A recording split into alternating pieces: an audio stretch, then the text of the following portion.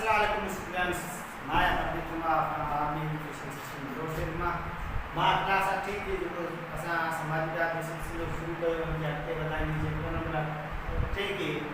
लखनऊ वारो था टॉपिक तव्हांजे अॻियां हीअं असां हिन ॻाल्हाईंदासीं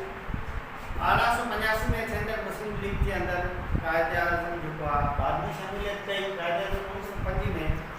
कांग्रेस जो हिसो रहियो ऐं उन सां गॾु गॾियल तौर ते मुस्लिम लीग में बि शामिल रहियो।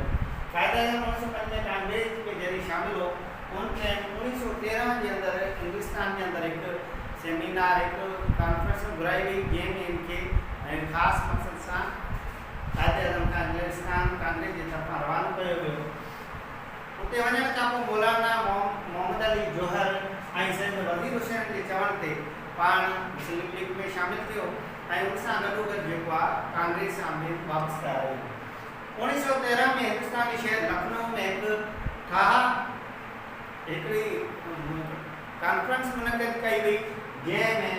मुस्लिम लीग के तरफ़ां जेको आहे कायदे आज़म खे नुमाइशी कंदे ॻाल्हि मुतालबो कयो त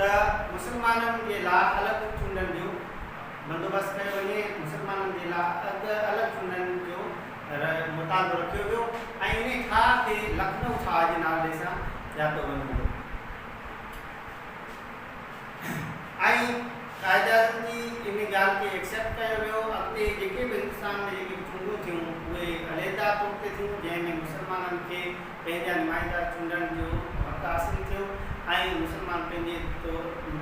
अॻुवाननि खे सिलेक्ट करण जो उन्हनि खे मौक़ो मिलियो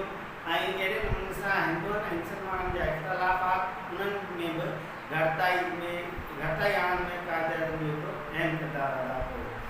इहो हो लखनऊ था जंहिंजे असां डिस्कस कयोसीं। हाणे वरी नेक्स्ट वीडियो में अवां जे लाइ ॿियो टॉपिक